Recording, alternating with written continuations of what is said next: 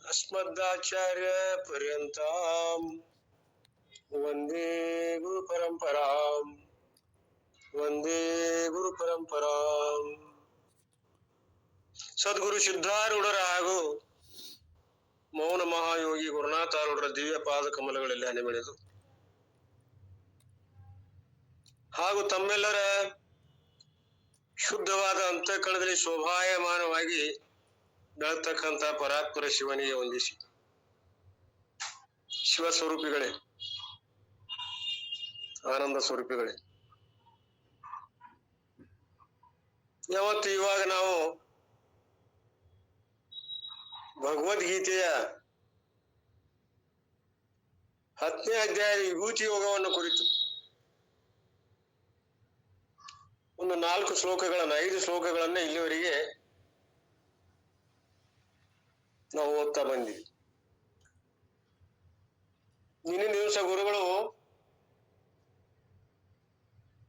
ಯಾವ 5ನೇ ಶ್ಲೋಕದಲ್ಲಿ ಬರುವಂತ ಕೆಲವೊಂದು ಗುಣಗಳು, ಆ ಗುಣಗಳು ಕೂಡ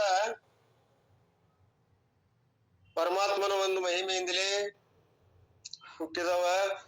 ಎಲ್ಲ ವಿಶ್ವದಲ್ಲಿರ್ತಕ್ಕಂಥ ಸ್ಥೂಲ ಸೂಕ್ಷ್ಮ ಎಲ್ಲವನ್ನು ತಿಳಿದುಕೊಳ್ಳುವಂತ ಯಥಾರ್ಥವಾದ ಸಾಮರ್ಥ್ಯ ಅಂತಃಕರಣದಲ್ಲದ. ಆ ಅಂತಃಕರಣದಲ್ಲಿ ಉದ್ಭವ ಆಗ್ತಕ್ಕಂಥ ಎಲ್ಲಾ ಭಾವನೆಗಳು ಇದೊಂದು ಭಗವಂತನ ಲೀಲಾ ವಿಲಾಸ. ಈ ಎಲ್ಲ ಸಕಲ ಪ್ರಾಣಿ ಪ್ರಪಂಚದಲ್ಲಿ ಕಾಣಬರ್ತಕ್ಕಂಥ ಎಲ್ಲಾ ಭಾವಗಳು ನೀನು ಹೇಳಿದರು 4 ಮತ್ತು 5ನೇ ಶ್ಲೋಕದಿಂದ ಎಲ್ಲ ಭಾವಗಳು ಅಥವಾ ಇವೆಲ್ಲ ಒಳ್ಳೆಯ ಭಾವಗಳು ಅಂದ್ರೆ ಆ ಭಾವಗಳಿಂದ ನಮ್ಮ ಸ್ವರೂಪ ನಿರ್ಣಯ ಮಾಡ್ಲಿಕ್ಕೆ ಒಂದು ಬೇರೆ ಸ್ಟೆಪ್ಸ್. ಭಗವಂತನ ಸತ್ ಸ್ವರೂಪದಲ್ಲಿ ಮಹಿಮೆಯಲ್ಲಿ ಕಾಣಬರ್ತಕ್ಕಂಥ ಈ ಗುಣಗಳ ಒಂದು ತಿಳ್ಕೊಂಡ್ರೆ, ಅವುಗಳ ಯಥಾರ್ಥವಾದಂತಹ ಸ್ವರೂಪವನ್ನು ತಿಳ್ಕೊಂಡು ಆ ಎಲ್ಲಾ ಒಳ್ಳೆಯ ಕೆಟ್ಟ ಗುಣಗಳ ಬಲೆಯಿಂದ ಪಾರಾಗ್ಲಿಕ್ಕೆ, ಆ ಭಾವಗಳ ಮೋಹಕ್ಕೆ ಸಿಲುಕಲಾರದೆ ಅಂತರ್ಮುಖ ವೃತ್ತಿಯಾಗಿ ನಮ್ಮ ಸ್ವರೂಪ ತಿಳ್ಕೊಳ್ಳಿಕ್ಕೆ ಸಾಧ್ಯ ಆಗ್ತದೆ ಅನ್ನೋ ಉದ್ದೇಶದಿಂದ ಎಲ್ಲಾ ಭಾವಗಳನ್ನು ಕೂಡ ಇವು ಬಂಗಾರದ ಬೇಡಿಯಾಗಿ ನಮಗೆ ಬಂಧನಕ್ಕೆ ಕಾರಣ ಆಗ್ತವ.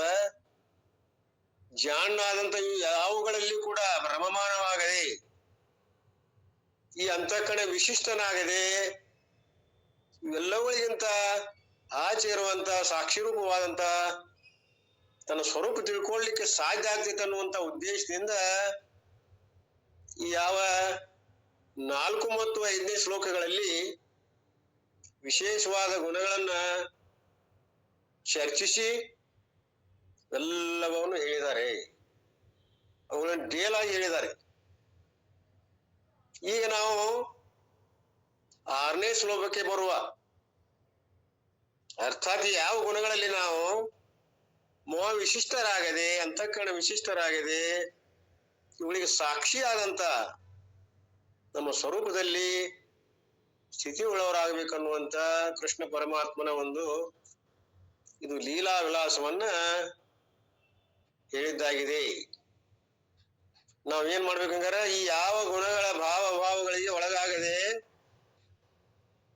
ನಮ್ಮ ಅಂತರ್ಮುಖ ವೃತ್ತಿಯಲ್ಲಿ ರಮಮಾಣ ಆಗ್ಬೇಕನ್ನುವಂಥದ್ರಿಗೆ ಯಾರಿಗೂ ಅದು ಭಯ ಇಲ್ಲ.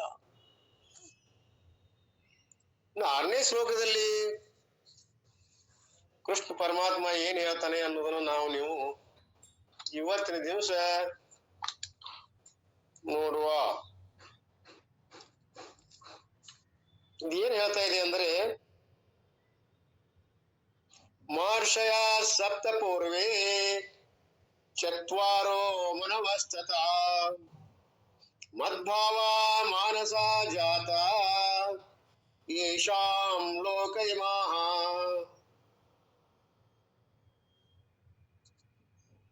ಸಪ್ತಪೂರ್ವೇ ಯಾವ ಮೊದಲಿನವರಾದಂತ ಮಹರ್ಷಯ, ಸಪ್ತ ಮಹರ್ಷಯ, ಈ ಪೂರ್ವದೊಳಗಿರುವಂತ ಆಗಿ ಹೋದಂತ 7 ಜನ ಮಹರ್ಷಿಗಳು ಸಪ್ತರ್ಷಿಗಳು, ಚತ್ವಾರೋ ಮನವಸ್ತತ, ಮನವ ಮೊದಲಾಗಿ ಹಿಡ್ಕೊಂಡು ಸನಕಾದಿಗಳೇನದಾರಲ್ಲ 4 ಚತ್ವಾರೋ, ಈ ಸನಕಾದಿಗಳನ್ನು ಕೂಡಿಕೊಂಡು ಮದ್ಭಾವ ಮಾನಸಾಜಾತ. ಮಾನಸಾಜಾತ ಅಂದ್ರೆ ನನ್ನ ಸಂಕಲ್ಪದಿಂದಲೇ ಉತ್ಪನ್ನರಾಗಿದ್ದಾರೆ.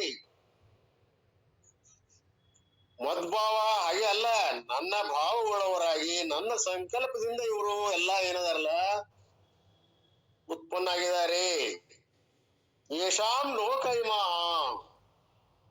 ಲೋಕದ ಇವರಿಂದಲೇ ಈ ಎಲ್ಲಾ ಜನೋತ್ಪತ್ತಿ ಆಗಿದೆ.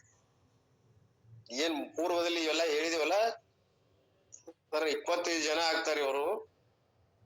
ಈ 25 ಜನ 7 ಮಹರ್ಷಿಗಳು, ಮನುಗಳು 14, ಹಾಗೂ ಬರ್ತಕ್ಕಂತ ಸನಕಾದಿಗಳು ಮನುಗಳು 14, ಇವ್ರ 5, 7 ಅಂದ್ರೆ 25 ಮಹಾತ್ಮರು, ಮಹಾನುಭಾವರು ನನ್ನಿಂದಲೇ ಉತ್ಪನ್ನ ಈ ಜಗತ್ತಿನ ಸೃಷ್ಟಿಗೆ, ಪ್ರಜೋತ್ಪತ್ತಿಗೆ ಇವರೆಲ್ಲರೂ ಕಾರಣ ಆಗಿದ್ದಾರೆ ಅನ್ನುವಂತ ಶ್ಲೋಕದ ತಾತ್ಪರ್ಯ. ಅರ್ಥಾತ್ ಭಗವಂತನ ಇಚ್ಛೆ ಸಂಕಲ್ಪ ಐಕ್ಷತ ಸ ಯಕ್ಷತ ಪ್ರಜಾಯೇಯ, ಪ್ರಜೆಗಳಾಗ್ಬೇಕಂತೇಳಿ ಪರಮಾತ್ಮ ಏನು ಸಂಕಲ್ಪ ಮಾಡಿದಲ್ಲ, ಒಬ್ಬ ಇರ್ಬೇಕಾಗಿತ್ತವ, ಇಲ್ಲ, ಕ್ರೀಡಾ ವಿನೋದದಿಂದ ಲೀಲೆಗೋಸ್ಕರವಾಗಿ ಸ್ವಲೀಲೆ. ಈಗ ಆಟ ಯಾಕೆ ಆಡ್ತಿ ಅಂದ್ರ ನನ್ನ ಆನಂದಕ್ಕಾಗಿ. ಆನಂದಮಯವನೇ ಜಗವನ್ನ ರಚಿಸಿ ಅಂತಾರಲ್ಲ. ಆನಂದಾದಿಮಾನಿ ಭೂತಾನಿ ಏನ ಜಯಂತೆ ಯತ್ ಪ್ರಯಂತಿ ಯತ್ ಸಭಿಶೋಷಂತಿ ತದ್ ಬ್ರಹ್ಮ ತದ್ ವಿಜಿಜ್ಞಾಸಸ್ವ. ನಾವೆಲ್ಲರೂ ಕೂಡ ಆನಂದದಲ್ಲೇ ಉದಯ ಆಗಿದ್ದೀವಿ, ಆನಂದದಲ್ಲೇ ಇದ್ದೇವೆ, ಆನಂದವನ್ನು ಅನುಭವಿಸಿ ಆನಂದದಲ್ಲಿ ಒಂದ. ಇದೊಂದು ಶ್ಲೋಕ ಏನ್ ಹೇಳ್ತದ, ನಮ್ಮ ಸ್ವರೂಪ ಆನಂದನ ಅದ, ಆ ಆನಂದದಲ್ಲೇ ನಾವು ಉದಯ ಆಗಿದ್ದೀವಿ. ಈಗ ನಿದ್ರಾನದಿಂದ ನಾವು ಹೊರಗೆ ಬರ್ತೀವಿ. ಅಜ್ಞಾನ ಅವಸ್ಥೆಯಲ್ಲಿರುವಂತ ವಿಚಾರ ಮಾಡಿದ್ರ ನಾವೆಲ್ಲರೂ ಹೊರಗೆ ಬರೋದು ಯಾವಾಗ? ಸುಖ ಸುಪ್ತವಾದ ನಿದ್ರಿತ, ಅವನಲ್ಲಿ ನಾವು ಅಜ್ಞಾನವನ್ನ ಹಿಡ್ಕೊಂಡು ಬಂದದ್ರಿಂದ ಆ ಅವಿದ್ಯ ರೂಪದಿಂದ ಅಜ್ಞಾನ ಅಡಗಿರ್ತದ. ಸುಪ್ತಿಯಲ್ಲಿ ಸ್ಥೂಲ ಮತ್ತು ಸೂಕ್ಷ್ಮ ಪ್ರಪಂಚದ ವ್ಯವಹಾರಗಳನ್ನ ಹಾಗೂ ಜ್ಞಾನಗಳನ್ನ ಇಲ್ಲಿ ತನ್ನ ಕಾರಣವಾದಂತ ಅವಿದ್ಯೆಯಲ್ಲಿ ಅಡಗಿಸಿಕೊಂಡಿರ್ತದ. ಕೋಳಿ ಮರಿಗತೆ ಎತ್ತರ ಆದ ಕೂಲೆ ಹೊರ ಆಗ್ತದ, ಅದರಲ್ಲಿ ವಿಶಿಷ್ಟ ಆಗಿಬಿಡ್ತೀವಿ. ಹಂಗಾರೆ ಎಲ್ಲಿಂದ ಬಂದೀವಿ ನಾವು? ಆನಂದದಿಂದನೇ ಬಂದೀವಿ. ಮತ್ತೆ ಅಲ್ಲಿ ಬದುಕು ಬಾಳ್ವೆ ಅದಕ್ಕದ ಆನಂದಕ್ಕಾಗಿ ಅದ. ದಾರಿ ತಪ್ಪಿದ ಅಲ್ಲಿ ಅಜ್ಞಾನದ ಇರ್ಲಿ, ಅದನ್ನ ತಿಳ್ಕೊಂಡವರಿಗೆ ಇದೆಲ್ಲ ಆನಂದವೇ ಕಾಣ್ತದ. ಬ್ರಹ್ಮಮಯಂ, ಇಡೀ ಜಗತ್ತೆಲ್ಲ ಬ್ರಹ್ಮ ಸ್ವರೂಪವಾಗಿ ಕಾಣ್ತದ. ದೃಷ್ಟಿ ಬ್ರಹ್ಮಮಯಂ ಕೃತ್ವ ಬ್ರಹ್ಮಮಯಂ ಪಶ್ಚೇತ್ ಜಗತ್. ಅವ ಬ್ರಹ್ಮಮಯ ಇದ್ದವ ಬ್ರಹ್ಮವನ್ನೇ ನೋಡ್ತಾನಲ್ಲ, ನೀರಿನೊಳಗಿದ್ದವ ನೀರ ಕಾಣ್ತದ. ಹಂಗ ಆನಂದ, ಈ ಸೃಷ್ಟಿ ಆನಂದದಿಂದ ಉದಯ ಆಗಿದೆ, ಆನಂದದಲ್ಲಿ ಅಲ್ಲ ಯಾವಂತದ್ದು. ಆದ್ರೆ ಜೀವರು ಮಾತ್ರ ಇಲ್ಲಿ ಅಂತಃಕರಣ ವಿಶಿಷ್ಟರಾಗಿ ಆ ಭಾವಗಳನ್ನೇ ಕೂಡಲಾರದೆ ಯಥಾರ್ಥವಾದ ಸ್ವರೂಪ ತಿಳ್ಕೊಂಡು ಒಂದಾದ್ರೆ ಅವ ಆನಂದೊಳಗದಾನ. ಅವನು ಗುರಿನೂ ಆನಂದದ, ಆನಂದ ಸ್ವರೂಪದಲ್ಲಿ ಒಂದಾಗ್ತಾನೆ ಅನ್ನುವಂತ ವಿಷಯವನ್ನ ಸ್ವಲ್ಪ ಪಾರಮಾರ್ಥಕ್ಕೆ ಬಂದು ತಿಳ್ಕೊಂಡ್ರೆ ಒಳ್ಳೇದಾಗ್ತದೆ. ಇರ್ಲಿ, ಈಗ ಇಲ್ಲಿ 7ನೇ ಶ್ಲೋಕದಲ್ಲಿ ಈ ಯಾವ ಸ್ವಧರ್ಮದ ಆಚರಣೆಯಿಂದ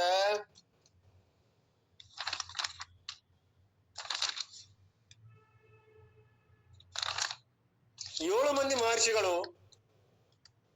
ಇವರಿಗಿಂತಲೂ ಮೊದಲಿನವರಾದ 4 ಸನಕಾದಿಗಳು ಹಾಗೂ ಸ್ವಯಂಭುವ ಮುಂತಾದ 14 ಜನ ಮನುಗಳು ನನ್ನ ಭಾವವುಳ್ಳವರಾಗಿ ಇವರೆಲ್ಲ ನನ್ನ ಸಂಕಲ್ಪದಿಂದಲೇ ಉತ್ಪನ್ನರಾಗಿದ್ದಾರೆ. ಜಗತ್ತಿನ ಈ ಸಂಪೂರ್ಣ ಪ್ರಜೆಗಳೆಲ್ಲ ಇವರಿಂದಲೇ ವೃದ್ಧಿಯಾದವರು. ನೋಡ್ರಿ, ಈ ಜಗತ್ತಿನ ವಿಭೂತಿ ಇದು, ಅವನ ವಿಸ್ತಾರ ರೂಪ. ಅಂದ್ರೆ ಈ ಪ್ರಕಾರವಾಗಿ ಅವನ ವಿಭೂತಿಯನ್ನ ಪರಮಾತ್ಮ ವರ್ಣಿಸ್ತಾ ಇದ್ದಾನೆ. ಯಾವ ರೀತಿ ಪ್ರಜೋತ್ಪತ್ತಿ, ಪ್ರಜಾ ಸಂಕುಲ ಉತ್ಪತ್ತಿ ಆಯಿತು ಅನ್ನೋದನ್ನ ಈ ಶ್ಲೋಕದಲ್ಲಿ ಹೇಳಿದ. ಇದನ್ನ ವಿಶೇಷವಾಗಿ ಅವ್ರು ಯಾರು ಅನ್ನೋದು ಒಂದ್ ಸ್ವಲ್ಪ ತಿಳ್ಕೊಂಡು ಮುಂದೆ ಹೋಗುದು. ಒಟ್ಟು 25 ಜನ ಯಾರು, ಸಪ್ತ ಮಹರ್ಷಿಗಳು ಯಾರು, ಅವರ ಪೂರ್ವಜರಾದ 4 ಋಷಿಗಳು, 14 ಮುನಿಗಳು ನನ್ನ ಭಾವವುಳ್ಳವರಾಗಿ ನನ್ನ ಸಂಕಲ್ಪದಿಂದ ಉಣಿಸ್ಯಾರಂತಾರ. ನನ್ನ ಸಂಕಲ್ಪದಿಂದಲೇ ಇವರೆಲ್ಲರೂ ಮಾನಸ ಜನಿಸಿದ್ದಾರೆ. ಯಾರು ಇವರು? ಪರಮಾತ್ಮ ಮಾತ್ರ ಅನಾದಿ ಅನಂತದಾನ, ಏನೂ ಇಲ್ಲದಾಗ ಪರಿಪೂರ್ಣವಾದ ಸ್ಥಿತಿಯಲ್ಲಿ ಇದೆಲ್ಲ ಹೆಂಗ್ ಉತ್ಪನ್ನ ಆಯ್ತು? ಪ್ರಥಮ ಸಂಕಲ್ಪ ಯಾರು? ಅವನೇ ಹಿರಣ್ಯ ಗರ್ಭ. ಮಹತ್ತು, ಅವು ಮಹತ್ತಿನಲ್ಲಿರುವಂತ ಅವಿಚ್ಛಿನ್ನವಾದ ಚೇತನ. ಮಹತ್ ಜಡ ಅದ, ಮಹತ್ವ ಅವಿಚ್ಛಿನ್ನ ಚೇತನ ಅಂತ. ಆ ಹಿರಣ್ಯ ಗರ್ಭದಿಂದಲೇ ಉದಿಸಿ ಬಂದಂತ ಮಹಾತ್ಮ ಎಷ್ಟು? 25 ಜನ. ಅವರಿಂದ ಇದೆಲ್ಲ ಸಕಲ ಪ್ರಜಾತ್ಪತ್ತಿ ಅಂತ ಹೇಳಿರಲ್ಲ. ಅಂದ್ರೆ ಅವ್ರು ಯಾರು? 4 ಜನ ಮಹರ್ಷಿಗಳಂದ್ರಲ್ಲಿ ಸನತ್ ಕುಮಾರ, ಸಂಜೋಜಾತ ಅಲ್ರಿ, ಸನತ್ ಸುಜಾತ ಹಾಗೂ ಸನಂದನ. ಇನ್ನ ಇವ್ರು 4 ಹಿರಣ್ಯ ಗರ್ಭನ ಪ್ರಥಮ ಪುತ್ರರು. 4 ಮಂದಿ ಜನ್ಮಕ್ಕೆ ಕಾರಣ ಆದವ. ಅವರು ಪ್ರಥಮ ಪುತ್ರರು ಹಿರಣ್ಯ ಗರ್ಭನಿಗೆ. ನಂತರ ಇವ್ರು ಯಾವಾಗಲೂ ಬಾಲ್ಯಾವಸ್ಥೆಯಲ್ಲಿ ಇರ್ತಾರ, ಕೌಮಾರಾವಸ್ಥೆ. ಇವರೆಲ್ಲರೂ ಆತ್ಮಜ್ಞಾನಿಗಳು. ಇನ್ ನಂತರ 7 ಜನ ಋಷಿಗಳು ಹುಟ್ಟುತ್ತಾರ. 7 ಜನ ಋಷಿಗಳು ಬೇಕಾದ್ರೆ ಬರ್ಕೊಳ್ರಿ. ಯಾರ್ಯಾರು? ಕಶ್ಯಪ, ಅತ್ರಿ, ಭರದ್ವಾಜ, ವಿಶ್ವಾಮಿತ್ರ, ಗೌತಮ, ಜಮದಗ್ನಿ ಮತ್ತು ವಶಿಷ್ಠ. ಕೊನೆಯದಾವ ವಶಿಷ್ಠ. ಈ 7 ಜನರು ಹಿರಣ್ಯ ಗರ್ಭದಿಂದ ನಂತರ ಹುಟ್ಟಿದವರು. ಇವರು ಪ್ರತಿ ಕಲ್ಪದಲ್ಲಿ ಬೇರೆ ಬೇರೆ. ಇವರು ಒಂದು ಕಲ್ಪದಲ್ಲಿ 7 ಜನ ಅಂತ ತಿಳ್ಕೊ, ಮತ್ತೊಂದು ಕಲ್ಪಕ್ಕೆ ಮತ್ತೆ 7 ಜನ ಬೇರೆ. ಇನ್ನು 14 ಜನ ಮನುಗಳು ನಂತರ. ಯಾರು? ಸ್ವಯಂಭೂ, ಸ್ವಾರೋಚನ, ಉತ್ತಮ, ತಾಮಸ, ರೈವತ, ಹಿಂಗ ಹೇಳ್ಕೂ ಅಂತ 14 ಜನ ಮುನಿಗಳು ಹಿರಣ್ಯ ಗರ್ಭದ ಕೊನೆಯಲ್ಲಿ ಇವರು ಜನಿಸಿದವರು. ಲಾಸ್ಟ್. ಇವರು ಬ್ರಹ್ಮನ ಹಗಲಿನಲ್ಲಿ ಲೋಕವನ್ನು ಆಳುವಂತ ರಾಜರು. ಹಗಲಿನಲ್ಲಿ ಮಾತ್ರ, ರಾತ್ರಿ ಅಲ್ಲ. ಒಬ್ಬ ಮನುವಿನ ಅಧಿಕಾರಿ ಅವಧಿಗೆ ಮನ್ವಂತರ ಅಂತ. ಒಬ್ಬ ಮನು ಏನ್ ಆಳ್ತಾನಲ್ಲ, 14 ಜನರಲ್ಲಿ ಒಂದೊಂದು ಆಳ್ವಿಕೆ ಇರ್ತದ. ಒಬ್ಬ ಮನುವಿನ ಅಧಿಕಾರ ಮನ್ವಂತರ ಅಂತಾರ. ಆ ಮನ್ವಂತರ ಅವಧಿ ಎಷ್ಟು? 30 ಕೋಟಿ 60 ಲಕ್ಷ. ಹೀಗೆ ಪ್ರಜೋತ್ಪತ್ತಿ ಯಾವಾಗ ಆಯ್ತು? ನಂತರ ಇವರಿಂದ ಪ್ರಜೆಗಳು ಮೇಲೆ ಏನ್ ಹೇಳಿದವಲ್ಲ, 25 ಜನ ಮಹಾನುಭಾವರು, ಇವರಿಂದ ಮಾತ್ರ ಸಕಲ ಪ್ರಜೆಗಳು ಹುಟ್ಟಿದ್ದಾರೆ. ನಾವೆಲ್ಲ ಅವರ ಒಂದು ಆಶೀರ್ವಾದದಿಂದ, ಪ್ರೇರಣೆಯಿಂದ ಬಾಳ್ತಾ ಇದ್ದೇವೆ. ಇದನ್ನ ಇಲ್ಲಿ ಒಂದ್ ಕಡೆ ಆಧ್ಯಾತ್ಮಿಕ ಹೋಲಿಸಿದ್ರೆ, ನಾವು ಜೀವರಲ್ಲ, ಅಂತಃಕರಣ ವಿಶಿಷ್ಟನಾದ ಜೀವ, ಚಿದಾಭಾಸ ಸಹಿತ ಅಂತಃಕರಣ ಹಾಗೂ ಕೂಟಸ್ಥ, ಇವುಗಳ ಮುಪ್ಪರಿಗೆ ಜೀವ ಅಂತಾರೆ. ಅಥವಾ ಕೂಟಸ್ಥನ ಪ್ರತಿಬಿಂಬವೇ ಅಂತಃಕರಣದಲ್ಲಿ ಬಿದ್ದದ. ಅಂತಃಕರಣದಲ್ಲಿ ಹವನಾಗಿರುವಂತ ಚೇತನ, ಹಂಗಂದ್ರು ಬರ್ತದ. ಕೂಟಸ್ಥ, ಆಭಾಸ ಸಹಿತ ಅಂತಃಕರಣ, ಅಲ್ಲಿರ್ತಕ್ಕಂಥ ಪ್ರತಿಬಿಂಬ ಏನದ? ಅವ ಜೀವ.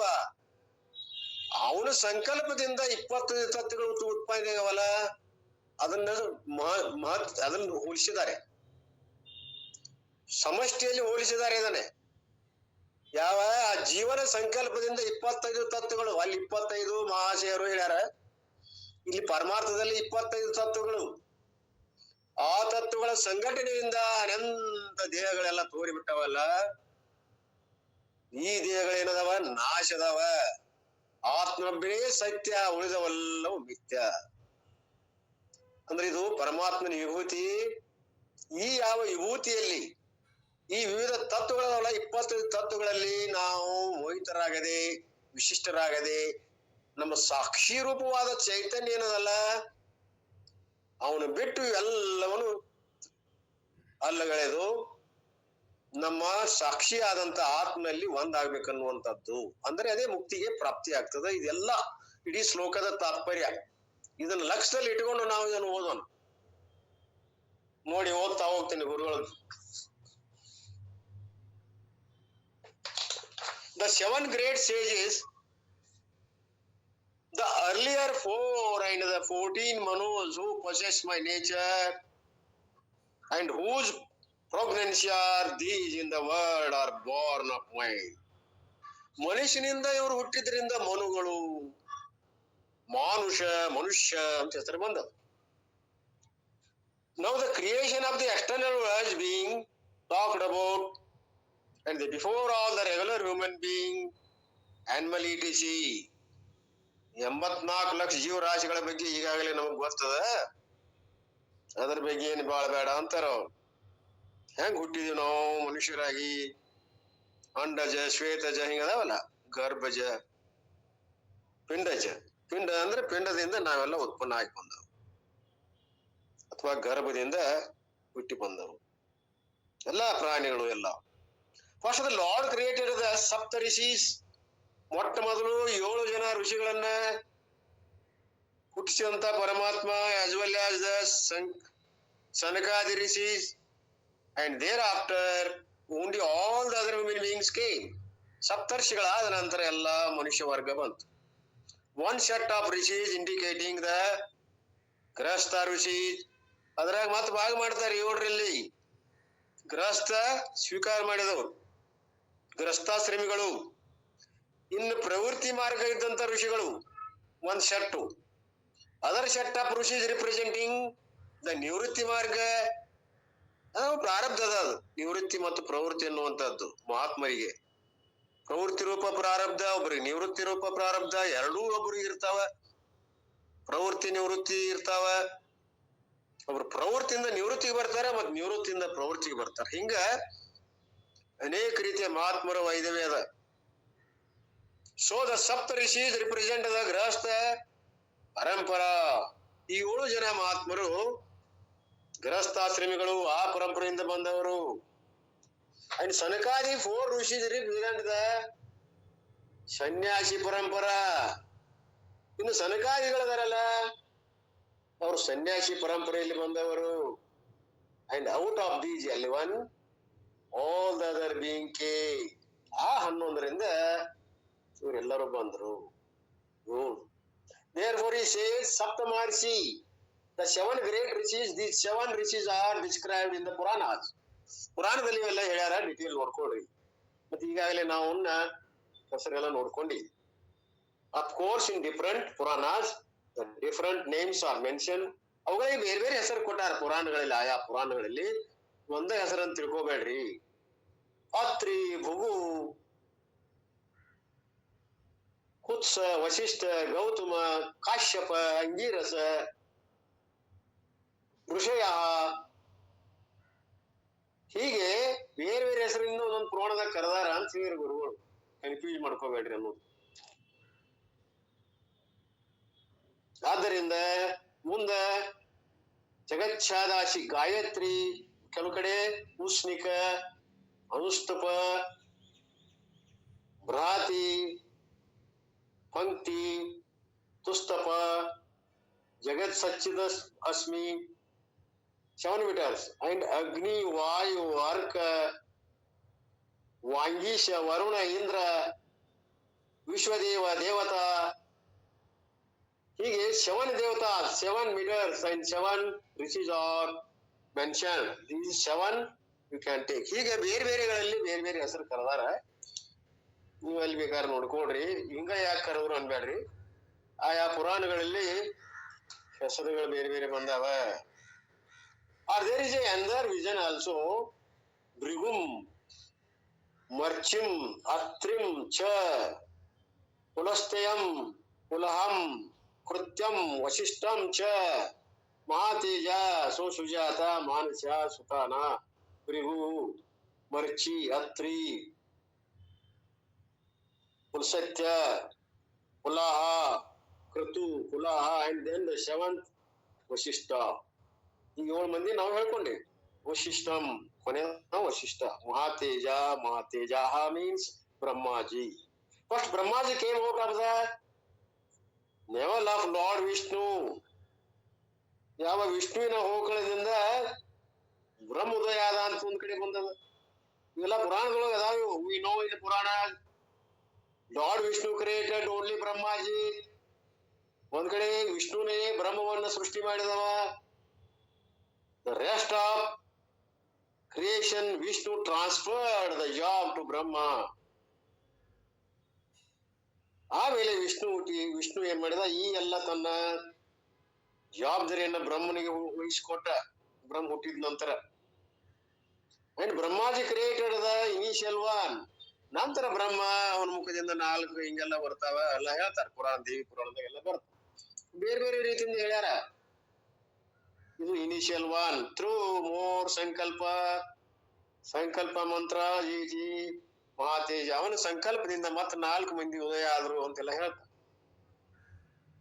ಮಾನಸ, that is why they are called ಮಾನಸ ಪುತ್ರ.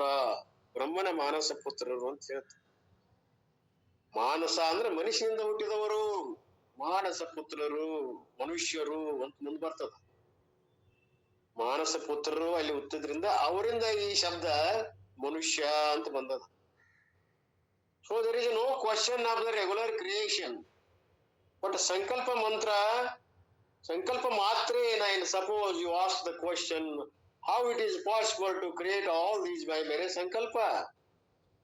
ಒಂದು ಸಂಶಯ ಕಾಡ್ತದ, ಸಂಕಲ್ಪದಿಂದ ಇವ್ರ 4 ಮಂದಿ ಹೆಂಗ್ ಹುಟ್ಟಿದ್ರು? ನಾವು ಸಂಕಲ್ಪ ಮಾಡಿದ್ರೆ ಒಂದ್ ಇರಿ ಹುಟ್ಟುದಿಲ್ಲ.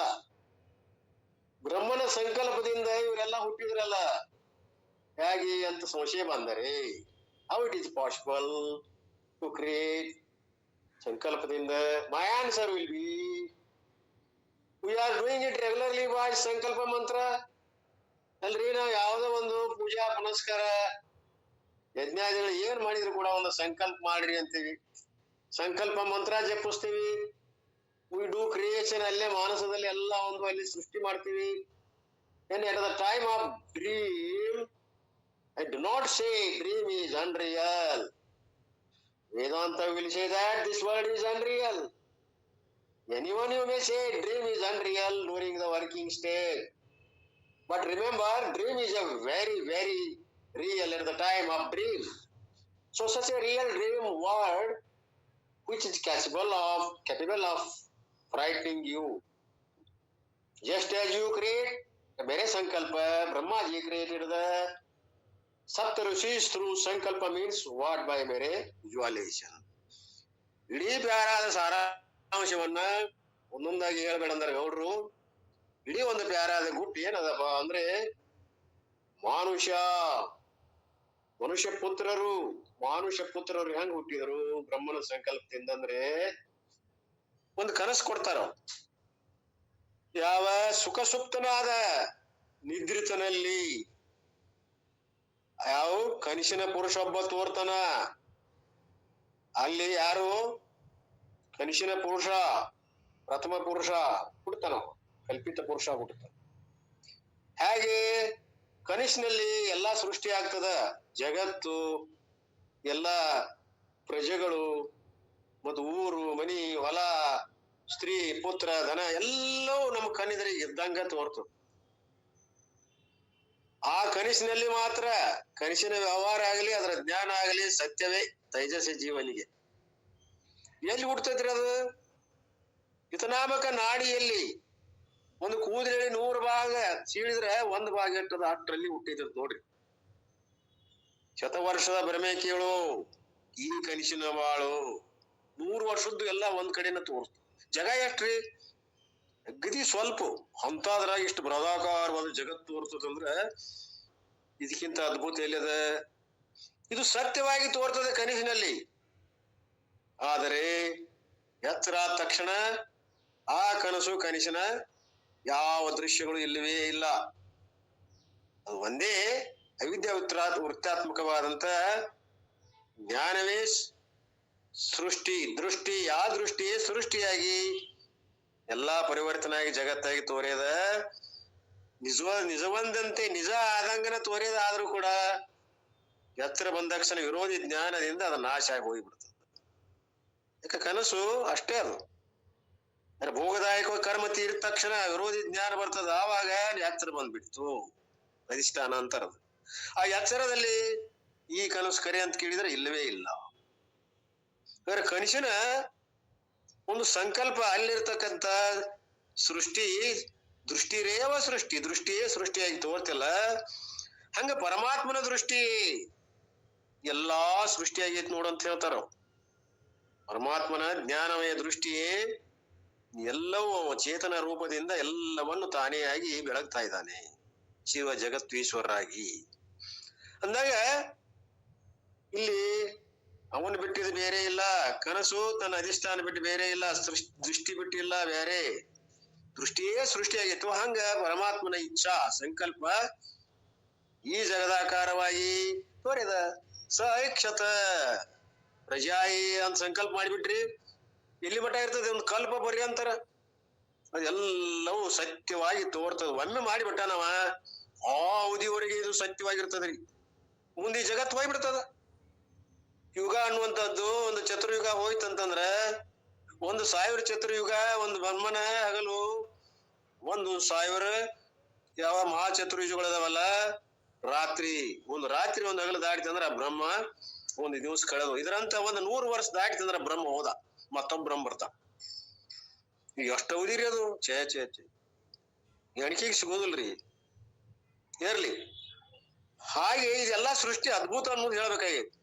ಇಂಥ ಅದ್ಭುತವಾದ ಸೃಷ್ಟಿ ಬ್ರಹ್ಮನ ಸಂಕಲ್ಪ ಈ ರೀತಿ. ಬ್ರಹ್ಮ ಅಂದ್ರೆ ಇಲ್ಲೇ ನಿರ್ಗುಣ ಬ್ರಹ್ಮ. ಹಾಗೆ ಎಲ್ಲಾ ದೃಷ್ಟಿಯೇ ಸೃಷ್ಟಿಯಾಗಿ ತೋರಿಯದಲ್ಲ. ಇದೊಂದು ವೈಚಿತ್ರ್ಯ ಲೀಲಾ ಅಂತ ಹೇಳ್ತಾರ. ಪರಮಾತ್ಮ ತನ್ನ ಲೀಲಿಗಾಗಿ ಜಗವ ರಚಿಸಿ ಮತ್ತ ಅದರಲ್ಲಿ ಆನಂದವನ್ನು ಹೊಂದಿ ತನ್ನ ಲೀಲೆ ಮಾಡ್ಕೋತಾನ. ಇವು ಅವನ ಸೃಷ್ಟಿ ಸ್ಥಿತಿ ಲಯ ಮತ್ತು ಜಗತ್ತ ನಿಯಮನ ಮಾಡುವಂತದ್ದು ಇವೆಲ್ಲವೂ ಆಧೀನದಲ್ಲಿ ಅದ.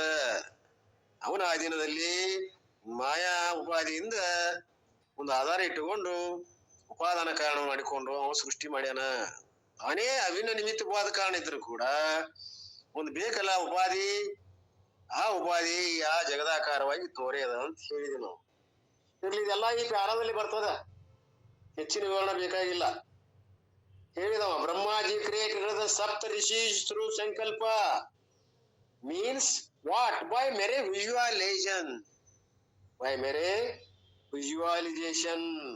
ಊಹೆಯಿಂದ ಸಂಕಲ್ಪದಿಂದ, ಕೇವಲ ಊಹೆಯಿಂದ ಸಂಕಲ್ಪದಿಂದ ಈ ಜಗದಾದಿಗಳು, ಈ ಎಲ್ಲ ಮಹರ್ಷಿಗಳು, 20 ಜನ ಮಹಾಪುರುಷರು, ಮಹಾನ್ ವ್ಯಕ್ತಿಗಳು ಇವರೆಲ್ಲರೂ ಸೃಷ್ಟಿಯಾದರು ಅಂತ.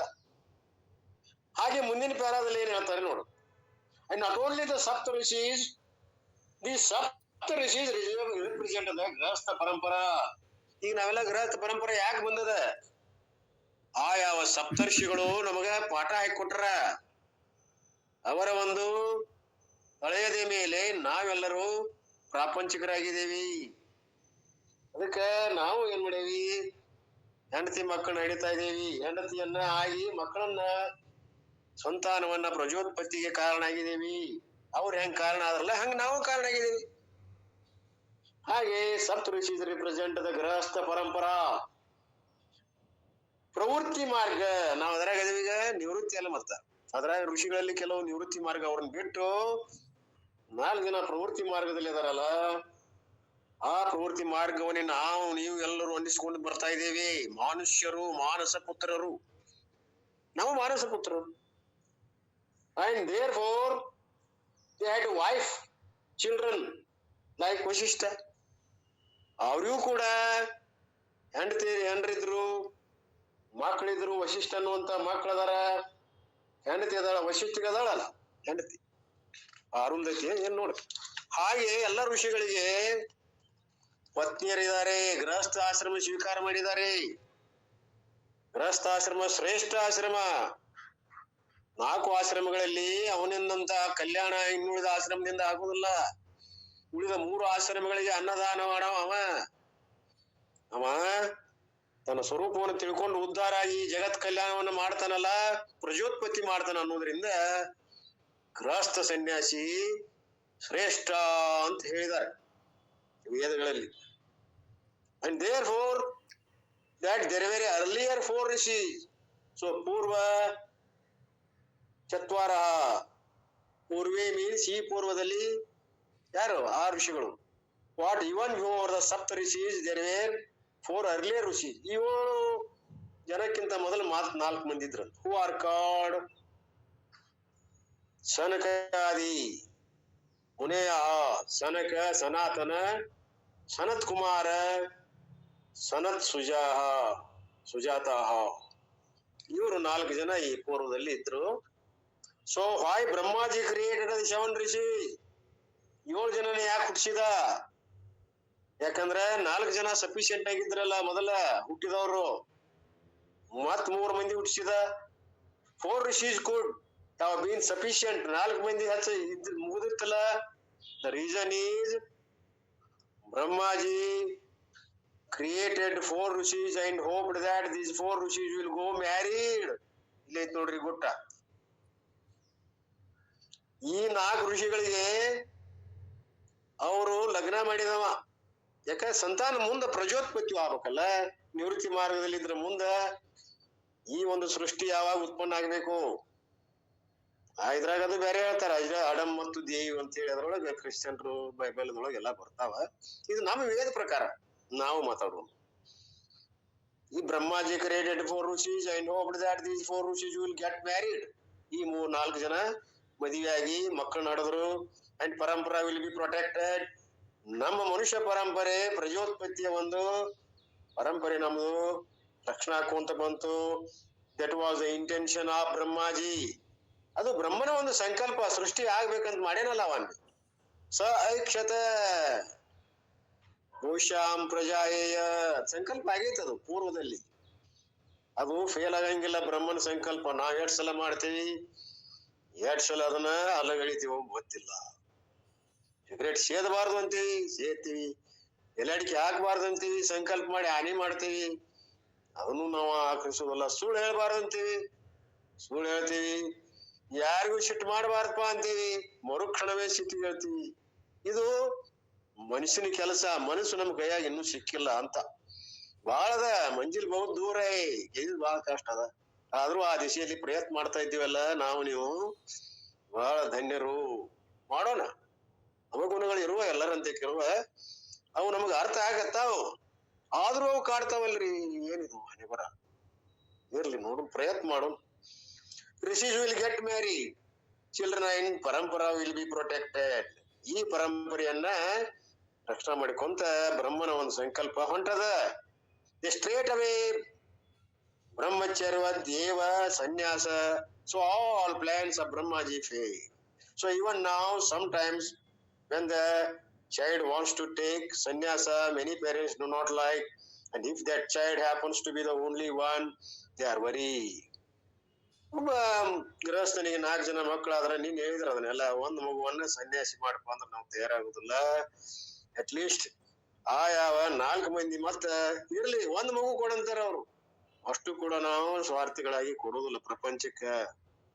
4 ಜನ ಪ್ರಾಪಂಚಿಕರು ಮಾಡ್ತೇವಿ.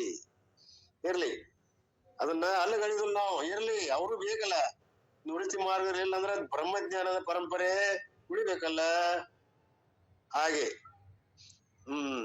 ದೇ ಆರ್ ವರೀಡ್ ಔಟ್ ಕುಲ ಪರಂಪರಾ. ಕುಲ ಪರಂಪರಾ ನಮ್ದು ಹೋಗ್ಬೇಕನ್ನುವಂತ ತಂದೆ ಏನ್ ಮಾಡ್ತಾನ, ಸನ್ಯಾಸಿ ಮಾಡ್ಲಿಕ್ಕೆ ಒಪ್ಪೋದಿಲ್ಲ. ಹಿಂಗ್ ತಿಳ್ಕೊಂಡು who will do the shraddham? This problem Brahmaji himself faced. Brahmaji was very angry with his children, disobedient children. That is why nowadays we also get such children, because Brahmaji the original himself faced that problem, and they say Brahmaji got angry at the time. Therefore from Brahmaji eyebrows the Ekadasa Rudra came out of his eyes. ಇನ್ನೊಂದು ಪೌರಾಣಿಕ ಒಂದು ದೃಷ್ಟಾಂತ ಹೇಳ್ತಾರೆ. ಇಲ್ಲಿ ಬ್ರಹ್ಮನ ಮಕ್ಕಳು ಕೂಡ ಅವನ ಶ್ರಾದ್ದವನ್ನು ಸಹಿತ ಆಚರಿಸಲಿಲ್ಲ. ಅಂದ್ರೆ ಹಣೆ ಬರ ನಮ್ದು ಹಂಗ ಅಂತ ಹೇಳಿದ್ವಿ ನಾವು. ಇಲ್ಲಿ 1 ದಿವಸ, 1 ವರ್ಷದ 1 ದಿವಸ ಆಚರಿಸಿದ್ರೆ ಪಾಪ ಅವ್ರಿಗೆ ಅಲ್ಲಿ ದಿನಾ ಸಿಕ್ಕಂಗ ಆಗ್ತದ ಆಹಾರ. ಅವ್ರದು ಒಂದು ದಿವಸ, ನಮ್ದು ಇಲ್ಲಿ ಒಂದು ವರ್ಷ ಅಂದ್ರ ಒಂದು ದಿವಸ ಮಾಡಿದ್ರ ವರ್ಷದಲ್ಲಿ ಅವರಿಗೆ ಸಿಗ್ತದದು ಹೋಗಿ. ಒಂದು ವರ್ಷ ಅಂದ್ರ ಅವ್ರು ಒಂದು ದಿವಸ ಅಲ್ಲ, ದಿನಾಲು ಕೊಟ್ಟಂಗ ಆಕೈತಿ ಅವ್ರಿಗೆ. ವರ್ಷ ಒಮ್ಮೆ ಕೊಟ್ರ ಇದು ಪ್ರಜ್ಞಾ ಇಲ್ಲನೆ ಇವರಿಗೆ ಶ್ರಾದ್ದವನ್ನು ಮಾಡುದು. ಆ ಹಿರಿಯರ ಗೌರವ ಇಲ್ಲದಂಗ ಆಗಿಬಿಟ್ಟೈತಿ ನಿನ್ ಮಕ್ಕಳಿಗೆ ಅಂತಾನ ಬ್ರಹ್ಮ. ನಂದ ಪರಿಸ್ಥಿತಿ ಹೆಂಗೈತಿ, ನಿಮ್ದೇನಪ್ಪಾ ಹೇಳುದು? ಯಾವ ಮಕ್ಕಳ ಮಾತು ಕೇಳ್ತಾವ? ತಂದೆಗೆ ಗೌರವ ಕೊಡ್ತಾರ, ಶ್ರಾದ್ದ ಮಾಡ್ತಾರ. ಅಲ್ಲ, ಪರಲೋಕದಲ್ಲಿ ಇರ್ತಕ್ಕಂಥ ತಂದೆಗಳ ಆತ್ಮಕ್ಕೆ ಅವ್ರಿಗೆ ಶಾಂತಿ ಸಿಗಲ್ಲ ಅಂತೇಳಿ ಮಾಡುದಿರ್ತದ. ಒಂದು ಪಿತೃಲೋಕ ಅಂತದ. ನಮ್ಮ ಪುರಾಣಗಳ ಪೈಕಿ, ನಮ್ಮ ವೇದಗಳ ಪ್ರಕಾರ ನಂಬೇಕಾಗ್ತದ ನಾವು. ಹಾಗೆ ಆ ಒಂದು ಸಂಪ್ರದಾಯವನ್ನ ನಾವು ಪಾಲಿಸ್ತಾ ಇದ್ರೆ ನಮಗೂ ಶಾಂತಿ, ಅಲ್ಲಿ ಅವರು ತೃಪ್ತ ಆಗ್ತಾರೆ. ಅವ್ರು ತೃಪ್ತ ಆದ್ರೆ ನಮಗ್ ಶಾಂತಿ, ಮಳೆ ಬೆಳೆ ಸಕಾಲಕ್ಕೆ ಬರ್ತಾವ, ಎಲ್ಲಾ ಸರಿ ಹೋಗ್ತದ ಅನ್ನುವಂತ ಉದ್ದೇಶ ನಮ್ ಗುರು ಪರಂಪರೆ, ವೇದ ಪರಂಪರೆ ಬಹಳ ಒಳ್ಳೆ ಪಾಠವನ್ನು ಹಾಕಿಕೊಟ್ಟದ ನಮಗ. ಆದ್ರೆ ಯಾರು ಆಚರಿಸ್ತಾರ ಅನ್ನುವಂಥದ್ದು ಇಲ್ಲಿ ಪ್ರಶ್ನೆ ಅದ. ಅದಕ್ಕ ಸಿಟ್ಟು ಬಂತಂತ ಬ್ರಹ್ಮಗ. God angry.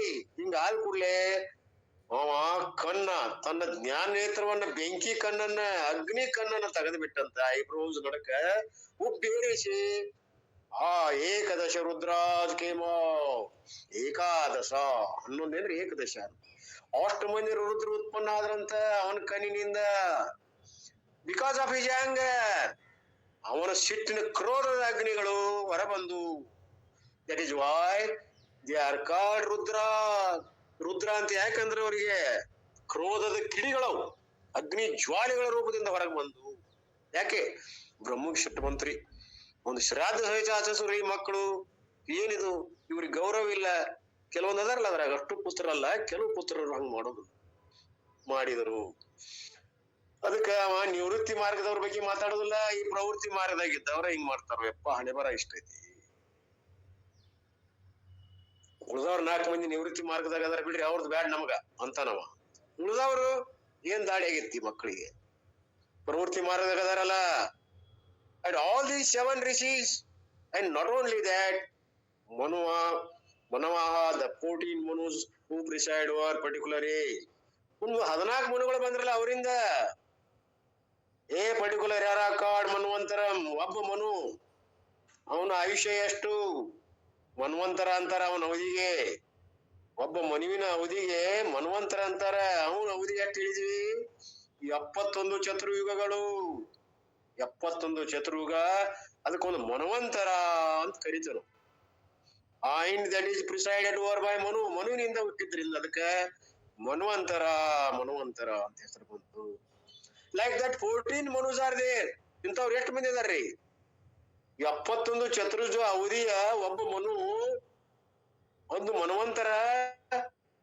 ಅಂತವ್ರು 14 ಮನುಗಳು ಆಳ್ತಾರೆ, 14 ಮನ್ವಂತರಗಳ ಪರ್ಯಂತ.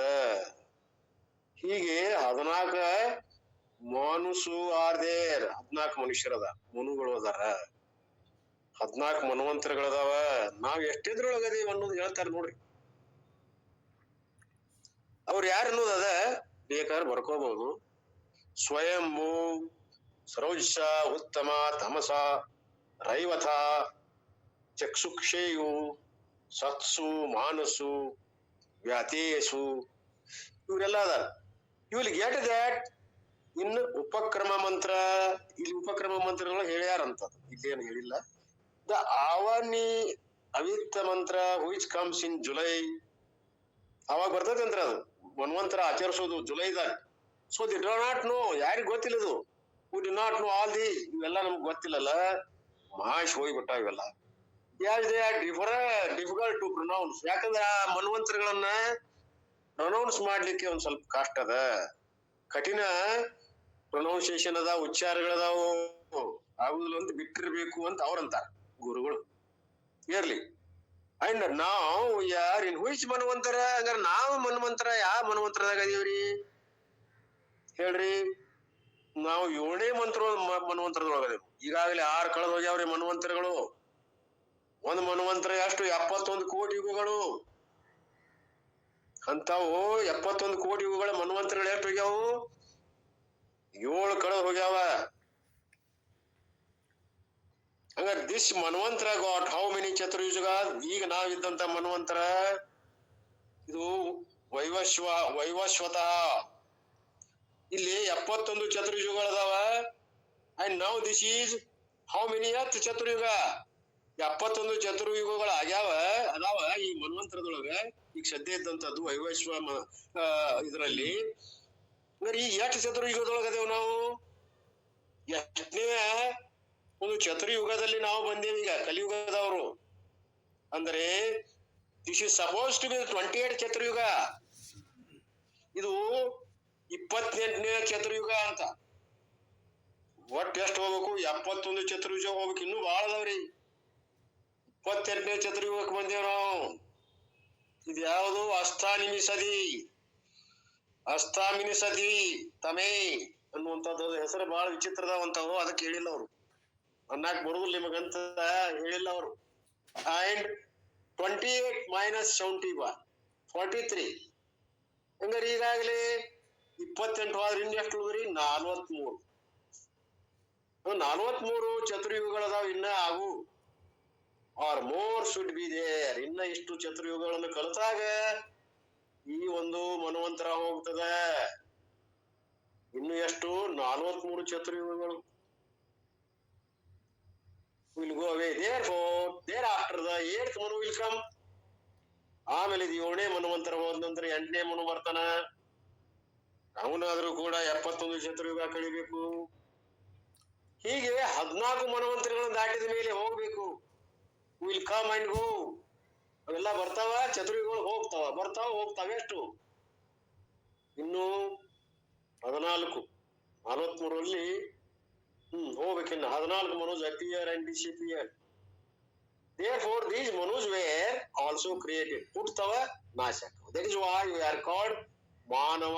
ಅದಕ್ಕೆ ಈ ಹುಟ್ಟುದು ಹೋಗುದು ಬರುದು ಮಾಡ್ತಾವಲ್ಲ, ಮಾನವ ಅಂದ್ರೆ ಇದಕ್ಕೆ. We are called ಮನುಷ್ಯ. ಮಾನವ ಅನ್ನೋ ಬದ್ಲಿ ಏನ್ ಕರೆಯಕತ್ತೇನು? ಮನುಷ್ಯ ಅಂತ ಕರೆಯಕತ್ತೇವೆ. ಅದ ಬದಲಾಗಿ ಮನುಷ್ಯ ಆಗಿದೆ. And in English we are called man.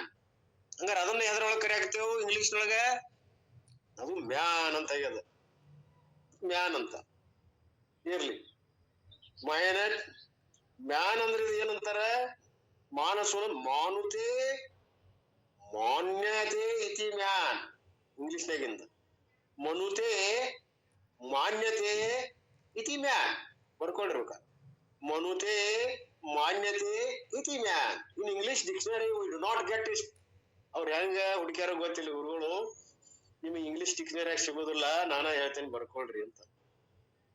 ಈ ಡಿರೈವೇಶನ್ ನಿಮ್ಗೆ ಸಿಗೋದಿಲ್ಲ ಎಲ್ಲಿ. It is our derivation. ಇದು ನಾವು ಹೇಳುವಂತದ್ದು. ನೋಡಿ, all these are created and how many they are created. Manusa jata. They are born out of marriage sankalpa or the will of Brahmaji. ಬ್ರಹ್ಮನ ಸ್ವ ಇಚ್ಛೆಯ ಮೇರೆಗೆ ಇವೆಲ್ಲ ಹುಟ್ಟ್ಯಾವ.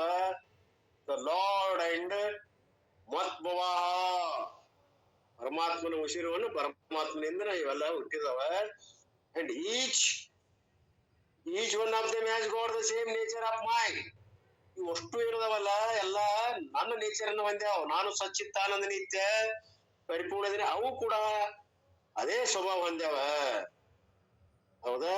ಸೊ ಎವ್ರಿ ಒನ್ ಸಚ್ಚಿದಾನಂದ ಸ್ವರೂಪ. And that is why you are also happily able to say ಅಹಂ ಸಚ್ಚಿದಾನಂದ ಸ್ವರೂಪಾಸ್ಮಿ. ಸಚ್ಚಿದಾನಂದ ರೂಪ ಶಿವಂ ಅಂತೀವಿ ನಾವಾದ್ರು. ಯಾಕೆ? ನಮ್ದು ಸ್ವಭಾವ ಹಂಗದ. ಆ ಪರಮಾತ್ಮನ ಬ್ರಹ್ಮನ ಸ್ವಭಾವ ಹಂಗದ. ಯಾರು ಕೋ ಇನ್ಸಿಡೆಂಟ್ ಅವೆಲ್ಲ ಏನದಾವ? ಒಂದೇ ಅದಾವ. ಇರ್ಲಿ. Just as every spark has got the same nature of the original fire. ಒಂದು ಸ್ಪಾರ್ಕ್ ಹುಟ್ಟಿಸಿದ್ವು ಅಂದ್ರೆ ಎಲ್ಲ ಒಂದೇ ಇರ್ತಾವ. ಸ್ಪಾರ್ಕ್ಗಳು ಬೇರೆ ಬೇರೆ ಇರೋದಿಲ್ಲ. ಒಂದು ಬೆಂಕಿಯಿಂದ ಉತ್ಪನ್ನ ಆದಂತ ಕಿಡಿಗಳು ಬೇರೆ ಬೇರೆ ಇರ್ತಾವೇನೋ? ಇಲ್ಲ. ಹಾಗೆ we all have the same nature. So ಮದ್ಭವ ಎಲ್ಲ ಒಂದೇ ರೀತಿಯ ನೇಚರ್ ಅದಾವ. ಅದಕ್ಕೆ ಮದ್ಭವ ಅಂತ. And there is another meaning for the meaning of ಭವ. ಈ ಭವಕ್ಕೆ ಇನ್ನೊಂದು ಶಬ್ದ ಏನು ಅರ್ಥ? ಭವ ಮೀನ್ಸ್ ಭಕ್ತಿ.